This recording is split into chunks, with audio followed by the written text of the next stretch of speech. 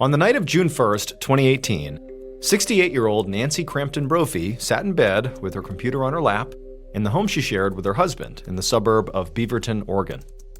Nancy was trying to work on her newest book, but for some reason, she just couldn't focus on the chapters she was writing. So Nancy was a romance writer who had actually finished 11 novels, and she also ran a blog with some other romance writers who lived in the area. Now, writing really was Nancy's passion, and she'd been doing it her whole life. But despite that, she really had not made any real money from writing. She'd never gotten a legitimate publisher to buy one of her books, so those 11 novels she did, well, they had to be self-published, and basically had to be free online for anybody to read them. And so, in order to keep on writing, she had to have a day job to pay the bills. In the past, she'd run a catering company, but now she worked for Medicare. However, despite not having made it big, at least not financially as a writer yet, it didn't deter Nancy. I mean, she was totally motivated to keep on writing because she believed that, the next thing she wrote was going to be the thing that finally made her a bestseller and made her famous and financially stable on her writing. However, tonight, Nancy just felt completely stuck. She could not think of what to write next. So she leaned back into her pillow and just thought about what her character was going through and tried to think if she'd ever gone through anything similar that might inspire, what would need to happen next in the story. So these romance epics that Nancy wrote were very over the top, but she did draw a lot of inspiration from her actual personal life. Most of her work featured very powerful women and had similar themes like freedom and strength and love because Nancy really valued all those things in her own life. The other things all her books had in common was they always had happy endings. And Nancy knew all about happy endings because in some ways, she was living one. Nancy and her husband, Dan Brophy, had been married for almost 25 years. They had both been married before, and Dan actually had a son and granddaughter from his first marriage. And so the fact that Nancy and Dan had found each other after essentially both of them had been living what, felt like very complete lives to that point, felt like another theme that she wrote about all the time, which was this idea of fate. As if fate is the thing that brought Nancy and Dan together. Dan and Nancy even called themselves soulmates, sort of playing on this idea that really fate had led them together. I mean, they had fights and disagreements like any other couple, but they also knew each other so well that sometimes Nancy felt like they could almost read each other's minds, and that sort of got them through any rough patches. And also, another part of the reason that they seemed to work so well together as a couple was because they gave each other plenty of space to pursue their own interests. They were, given freedom, something again that Nancy really valued. And so for Nancy, her sense of freedom, her sense of, being able to pursue what she wanted to, meant shutting herself away every evening in their little attic bedroom for hours and hours to write. And for Dan, his sense of freedom and his ability to pursue his own interests meant working long hours at a career he loved as a chef and a teacher at the Oregon Culinary Institute. Just like Nancy was sort of obsessed with writing, Dan was obsessed with food and cooking. And when he was not in a kitchen, he was often out in the backyard of his and Nancy's house, raising chickens and working in his garden, or maybe on a trip into the Oregon woods to forage for mushrooms. But tonight, despite how happy Nancy's life was and how secure she felt in her own relationship, none of that really mattered relative to what she was trying to do, which was write this book. She just was not able to do it. And as she continued to struggle with writer's block, her mind kind of spiraled off into more sort of pessimistic thinking, and she began thinking about, the money problems that recently had begun to take a toll on both her and Dan. Neither Nancy nor Dan had ever made particularly high salaries, and their finances had always been pretty tight, so that was kind of normal for their relationship. But about 2 years ago, they'd gotten really behind on credit card debt, and that extra debt threw everything else out of whack, and at one point they actually had not even been able to afford their mortgage. Now, realistically, things were actually more under control now. Nancy and Dan had taken a chunk of money from Dan's retirement account to pay off some of this debt, and they'd also made the decision to sell the house they were in now, and downsize, which Nancy actually was kind of excited about. With these lower overhead costs, it would likely mean that she would get to quit her day job and just pursue her passion, writing, and also pursue being the best grandmother she possibly could be. So in a way, things were starting to look up, at least in terms of, their financial situation. But Nancy knew, especially tonight, that she couldn't just forget about the fact that they had these problems. She couldn't just pretend they weren't there. In fact, tonight, the reason Dan was not home when normally he would be is because recently Dan had picked up a second job cooking for an assisted living facility, and he had picked it up to help pay off this debt. So it really was sort of beginning to infect their whole lives, this debt. He was working for a friend of theirs. It was a woman whose name was Tanya Medlin. And the job wasn't bad exactly, but it definitely was not Dan's dream job either. But just then, as Nancy's having all these kind of conflicting and sort of bad thoughts, she heard the front door open and realized that Dan must be home. So she slammed her laptop shut, figured she would attack this later, and she went downstairs to meet him. Nancy got to the front door just as Dan was taking off his boots and coming into the house. And she quickly gave him a kiss and asked how his shift went. But Dan just kind of grunted and said, fine. And then he disappeared into the kitchen to make some food. Dan had always been a pretty gruff person, but to Nancy it was sort of part of his charm. He was blunt and a little socially awkward, but his love language was food. And so he made her elaborate meals to show her that he cared about her, and she knew that. Nancy did know that other people didn't really understand Dan and often took his mannerisms and gruffness the wrong way. In fact, at the last school where he taught, he'd gotten fired because of his bad attitude. And at the Culinary Institute where he was currently teaching, a group of students had complained that he was way too tough and had impossible standards. Now, Nancy did worry about this. She understood Dan, she knew what he was like. But, the reality here is that if he loses his job or multiple jobs here, they're going to be in a bad spot financially. And again, they have these financial problems that they're working through, but that would be really bad. And then also on top of that, this was sort of buried in the back of Nancy's mind, is she had this fear that, Dan was going to upset the wrong person. It just seemed like he kind of made people mad everywhere he went. And who knows? A student could snap and try to hurt him. And so maybe it was just the stress kind of coming through as she can't write and they have money problems. But on this night, she just had this feeling of like, I hope he's going to be okay here. I hope he isn't going to make more people mad and jeopardize his own safety. And so Nancy goes to Dan in the kitchen and she kind of tries to lighten the mood and just ask him how the day went, nothing too crazy. But she noticed that Dan's attitude was really bad. Even by his standards, he was really being quite rude. And Nancy knew that very likely the reason for this is because he had to work the second job because they were in debt. And so Nancy tried to be understanding, but as Dan got grouchier and grouchier over the course of the next few minutes, Nancy just started to feel like he was being rude to her and it was totally unnecessary. And it's like, she's in this with him. Why are you treating me so badly? Eventually, Dan finished making his snack and it was big enough that he put some on a plate for Nancy as well and he handed it to her. And this made Nancy smile, even though she was kind of annoyed with Dan. Because it felt like, oh, the old Dan's back. Giving me food is his way of showing me he loves me. And so they ultimately sat down together and they ate and they chatted a little bit before Dan said, I'm tired, I'm going to bed.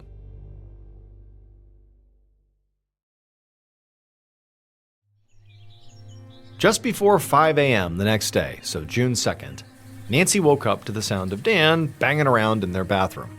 Nancy liked to sleep in when she could, and today she could. But Dan, he couldn't, because he had a lot to do that morning, so he was up. That day, he had to go to his school, the Oregon Culinary Institute, to set up the classroom before his students got there, and then also teach that day. And then before that, he also had a list of chores that he did around the house before work, like feeding his chickens. Nancy tried to fall back asleep, but Dan, frankly, was too loud. And at this point, she was kind of back in some negative thought loops, and she couldn't sleep. And so she laid there, and she began thinking in particular of all the negative thoughts about the book, that she just couldn't continue to write this book. It was like she really had writer's block. And she had not really experienced that in previous novels. This one was just really, really challenging. And so after tossing and turning for a few more minutes, feeling really frustrated, she decided she would just get up and go take a drive and just clear her mind. This was Nancy's go-to. Whenever she needed to work out a storyline or plot hole, she would just hop in her car and drive around and just kind of let her thoughts wander. And this morning, she knew exactly where she wanted to go. She wanted to go to this very beautiful neighborhood with streetcar tracks and tree-lined roads in the nearby city of Portland. So up and out of bed she got. She found Dan in the bathroom and said bye to him, and then she went outside, got in her car, and she was off. Less than 20 minutes later, and Nancy was in Portland. In particular, she was in the neighborhood that she thought was beautiful, and it was this area near a place called Washington Park. And so it's got beautiful foliage, and there's all these beautiful homes, and it's just this wonderful area. and she's driving around, just kind of looking out the window, enjoying herself. And then she had this sort of pang of jealousy, because Dan's school, where he worked, was roughly in this area, and so he got to go through here every morning, and she suddenly felt like, man, I wish I could do that.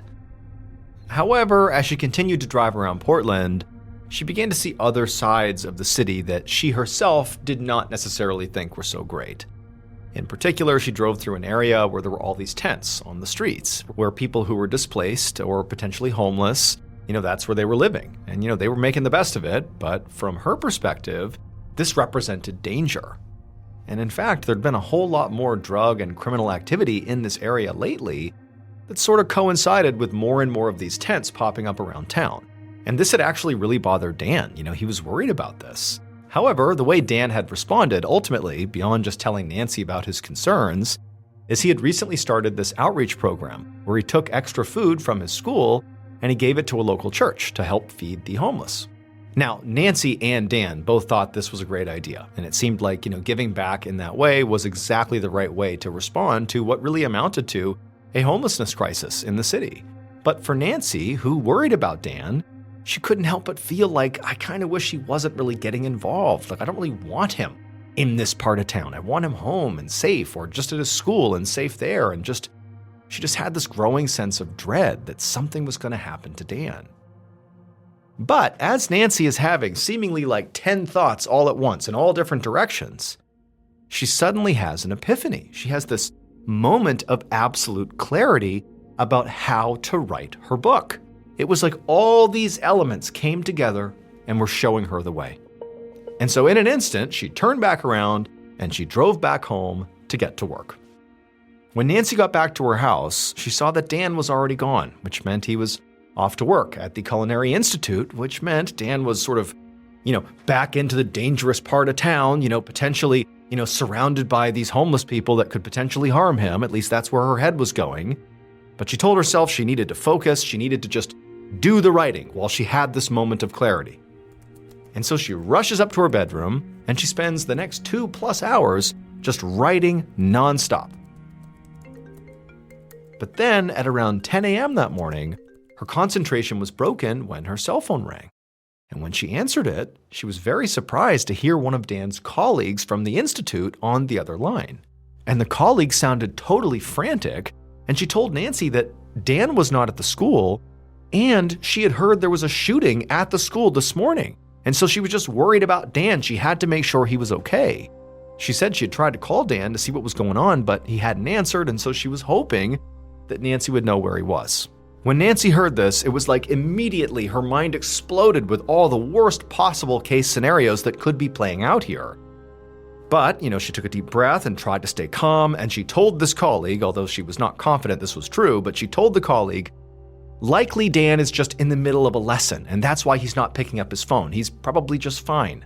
The colleague sort of agreed and decided they would sort of wait and see if maybe Dan got back in touch with them.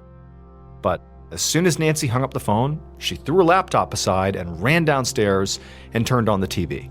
And as she was flipping through channels looking for the news to find out more about the shooting, she also grabbed her phone and called Dan. But it rang and went to voicemail. So she hung up, she tried it again, but again he didn't answer. And so she texted him, but he didn't text back. At this point, the news was now on the TV. And as Nancy took stock of what she was seeing on the screen, she was horrified. Because it was all these images, from helicopters and from reporters showing Dan's school with all these police and all these news crews outside. I mean, clearly something had happened at the school. And she had just spoken to the colleague who said there was maybe the shooting. And so she raised the volume to see if they would maybe say, was it a shooting? Did somebody get shot? Who got shot? Who did the shooting? What happened? But nobody was saying anything that clarified it, just that something had happened at the school. And so at this point, Nancy couldn't wait any longer. She grabbed her keys, rushed out to her car, and she sped towards Dan's school. Less than 20 minutes later, Nancy drove through that same beautiful neighborhood that she had been in that morning in Portland. But this time, instead of admiring the scenery, she was laser focused on trying to find out if Dan was okay. She was calling and texting him, and she was cycling through the radio to hear any news broadcast about what had actually happened here, to make sure Dan was not involved in it in any way. But at this point, all she had learned from the news was that there really had been a shooting at the Oregon Culinary Institute. but that was it. There was no other information. And so by the time Nancy actually got to the school, she was such a nervous wreck. She was so anxious. She was nauseous. Her hands ached from having white-knuckled the steering wheel on the drive over. I mean, she was a mess. As Nancy looked around, all she saw was this sea of police officers and other first responders, and all this crime scene tape had been put out, and all these reporters. I mean, it was total madness. But in the chaos, and despite her anxiety, Nancy was able to identify a couple of people in this big crowd that she recognized. They were colleagues of Dan's. And so she rushed over to them to ask them questions about where her husband was, what's going on. But as she ran up some stairs to get over to these other colleagues, they saw her coming, and all of them just kind of looked away, like they couldn't look her in the eye. Nancy didn't know what to do, but clearly picked up on the signal, and so instead of talking to them, she turned course and went to the nearest police officer, and she said, "My name is Nancy Crampton Brophy. Dan Brophy is my husband. He works here. I can't get in touch with him. Is he okay?" And as soon as she said this, the officers told her to just wait right here. They'll be right back. And then Nancy, she's standing there as these officers leave, and they come back with these two other men who are wearing dark suits. And those men walk up to her, and they introduce themselves, and they say, "Nancy, we're homicide detectives," and that her husband, Dan Brophy, was the man who was shot on campus, and that he was dead.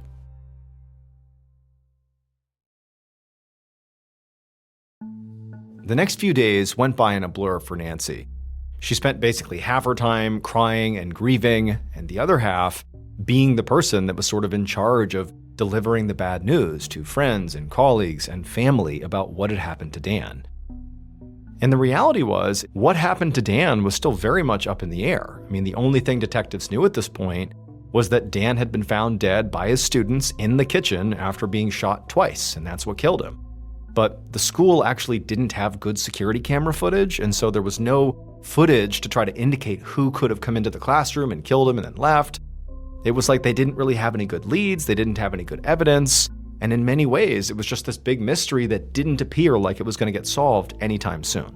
Now, Nancy certainly had her own theory. I mean, she felt like she knew Dan rubbed people the wrong way, and she always had this kind of, basic concern that he was going to make the wrong person mad and they were going to just snap and hurt him someday, and that was definitely a worst-case scenario, but here she is, her husband's been killed, he's been shot to death. And so that's what she thought had happened. Maybe it was a student who went crazy and snapped and killed him, or the fact that there was this, burgeoning homeless crisis in Portland and that he was often, or at least recently, interacting with homeless people, and she kind of equated that to being in danger due to the rising drug and criminal activity that was popping up in Portland.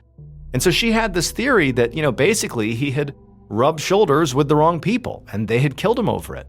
She had no way to prove it, but that's what she thought. But instead of really dwelling on what happened to her husband, the reality is over the couple of months following her husband's death, Nancy's life basically fell apart. She wasn't able to focus on anything. It was like her mind had gone blank. It was so traumatic what had happened to her. And so as a result, she couldn't write, so she didn't do any writing. And she also couldn't work. She had to quit her day job because she just could not concentrate on anything. Eventually, Nancy did decide that she would go through and try to sell the house, basically do the plan that she and Dan had thought of to sell it and downsize to get rid of some of this debt. But then she discovered her name was not actually on the deed to the house, and so she couldn't sell it because it technically really wasn't hers. And so now the bank was likely going to foreclose on it because she couldn't afford it. And so again, Nancy's life is just completely upside down. She's totally in debt. She's facing financial ruin. Her husband's been killed. The police have no suspects, no leads. It seems like the case is just going to go cold. And so Nancy just didn't even know what to do. I mean, she was surrounded by friends and family that were there to support her, but there was nothing that anybody could reasonably do to lift her out of this horrible situation she was in. Fast forward to September 5th, so 2 months after Dan had been killed. And Nancy was on her way back to her house, the house that she still couldn't sell, and she had by this point sold a lot of stuff inside of the house just to pay the bills. And she still wasn't working, and she had tried writing a little bit, but still it was like her mind was just blank at this point from all the trauma. And she's on her way home from some errands, and she pulls into the driveway, and as she gets out of her car, she hears another car pulling behind her, and she turns and she sees it's a police cruiser. Now, she had had several interactions with police pretty much immediately following the death of her husband, but for the most part, she didn't really see police officers all that often. And so these two detectives get out of the vehicle and they walk up to Nancy. And so Nancy, she's looking at them expectantly, like, clearly this has to do with Dan. Why else would you be here? But she's wondering, maybe there was a break in the case. Maybe there's a promising new lead, or they just want to talk to her. She didn't know, but she just stood there and they walked up to her and they told her that there has been a huge break in the case. They found something on the internet that points to exactly who Dan's killer is. It would turn out Dan's killer had actually confessed to their crime on the internet more than a decade before it happened. The killer literally wrote about how all they think about is murder, and that you have to be organized and ruthless and very clever to commit murder, and that, the thing they know about murder is that everybody has it in them if they're pushed far enough. But the most damning thing about the confession was that the killer posted it on a romance blog under the title, How to Murder Your Husband. Dan's killer was his own wife, Nancy. After she wrote that blog post, Nancy would spend the next 10 plus years writing romantic thrillers about powerful women who fell in love and then murdered their enemies. Now, to be clear, Nancy really did love Dan, and she did think they had this beautiful life together. But Nancy ultimately loved writing more than she loved Dan. And so ultimately, Nancy killed Dan basically to, one, live out the sort of fantasy that she played out in all of her novels about these powerful women killing their enemies. And, Dan was not her enemy, but he sort of represented a hurdle between her and the life she wanted, which was to be a writer full-time, which meant she needed more money. And if she killed Dan and got rid of him, she could collect on his life insurance policies and fund the lifestyle that she wanted. And so in a way, there was a parallel there. And so she was able to literally live out a fantasy and also finance this lifestyle that she dreamed of, to be a writer.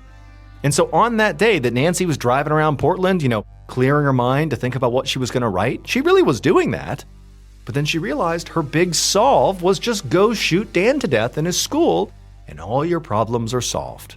But because Nancy had done all this writing in the years leading up to the crime about how to kill your husband, that was a central theme in a lot of her writing, it made her look really suspicious, and they brought that to Nancy, and quickly, her story fell apart, and she was found guilty.